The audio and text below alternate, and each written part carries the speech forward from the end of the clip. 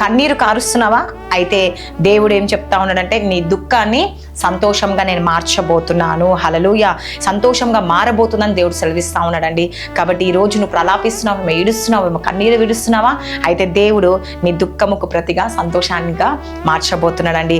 కాబట్టి ఈరోజు నీళ్ళున్న ప్రతి బాధ శాశ్వతం కాదండి. ఇక మీరు అనుకుంటున్న నా బాధ ఇక శాశ్వతంగా నాతోనే ఉంటట్టుంది, నా కన్నీరు నాతోనే ఉంటట్టుంది, నా దుఃఖం నాతోనే శాశ్వతంగా ఉండేటట్టుంది అని మీరు అనుకుంటున్నారా? లేదండి.